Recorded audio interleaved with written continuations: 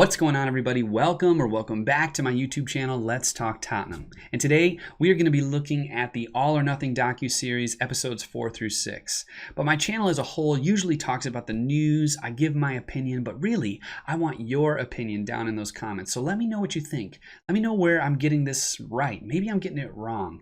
And there's so much to talk about in episodes 4 and 5. I don't really have much to say about 6.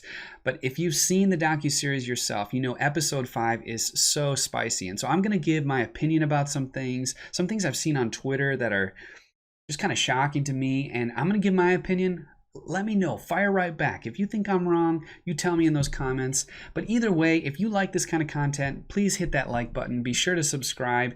And let's just jump right into talking about episode 4. So episode 4 did an awesome job of highlighting one of our own, Japhet Tanganga.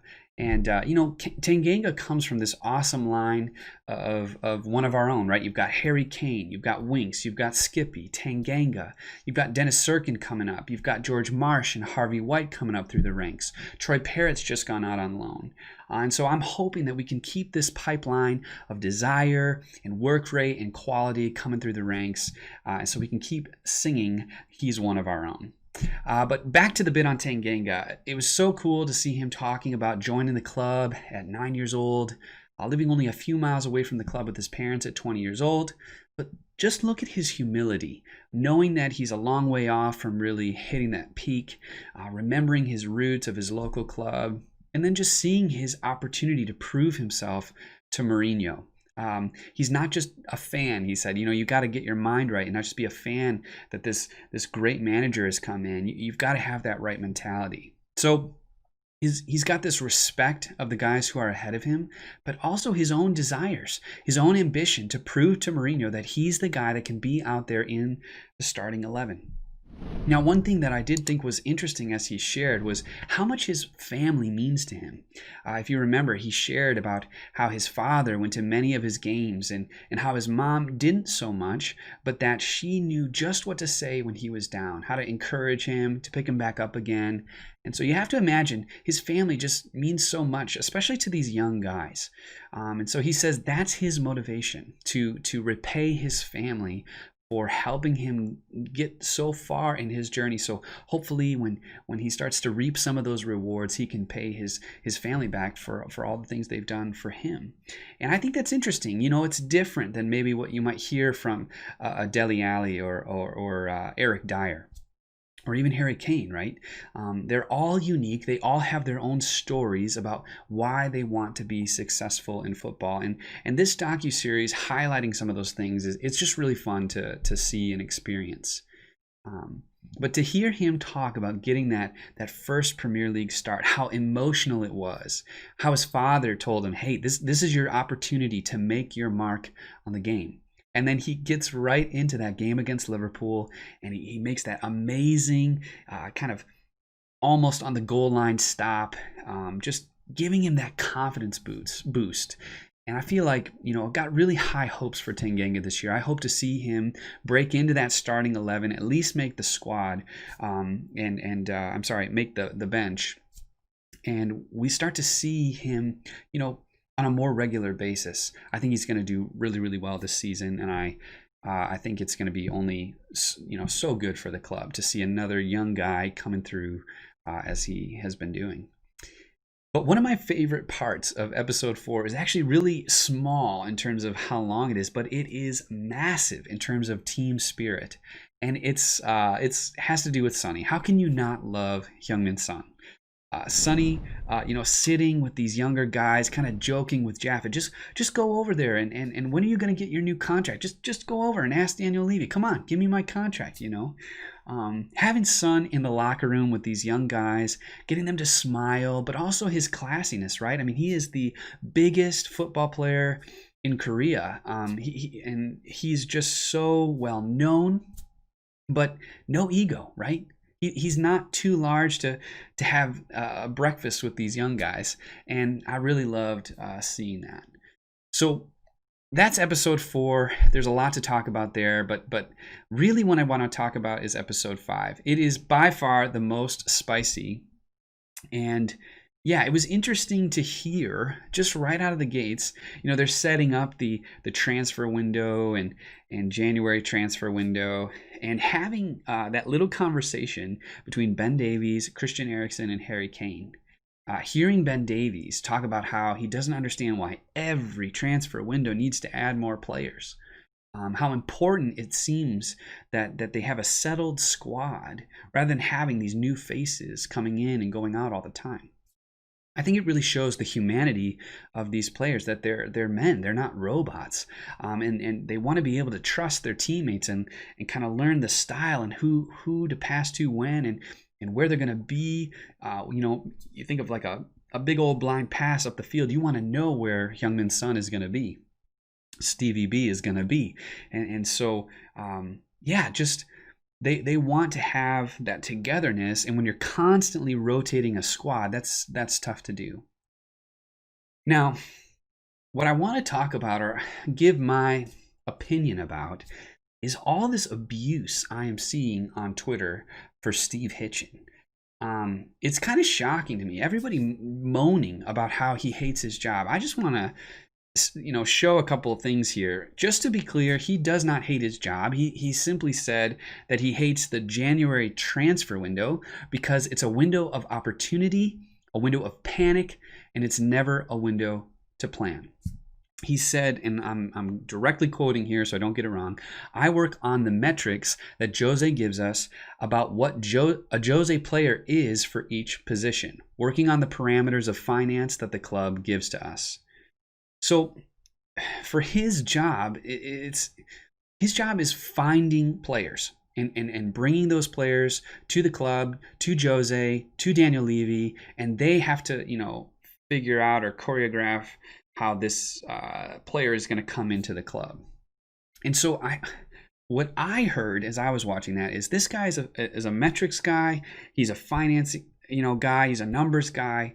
And when you're looking at January, this is panic.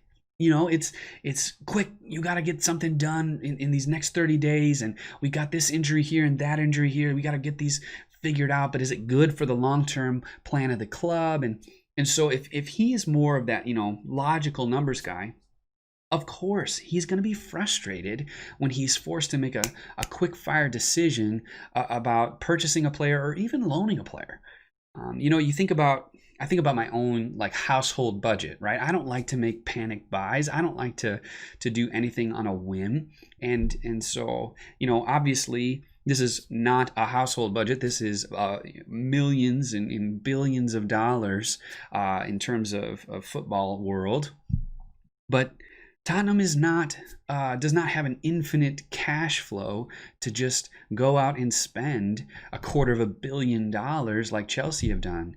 We are in and out. We are having to we just transitioned our training facilities. Now we've got this awesome new stadium, and Hitchen talked about how all of these things attract a different level or type of player to come into the club, and he loves that. But yeah, I don't understand why people are so down on him on Twitter. So if you can explain that to me, explain it to me. He doesn't hate his job. He just hates that the transfer window forces him to do things that if he had a plan earlier, if injuries didn't mess with everything, he would be able to think through and say, kind of coordinate. All right, this is the player we want. This is who we're looking for. Let's go out and get that person. Rather than just, there's kind of an opportunity here. Let's, do a little Hail Mary, to use an American football term, to just, throw it out there and see what we get. I just don't think that he's the issue. And to go on with that, Steve Hitchen, I think he's been great for the club. He's been the chief scout since February of 2017.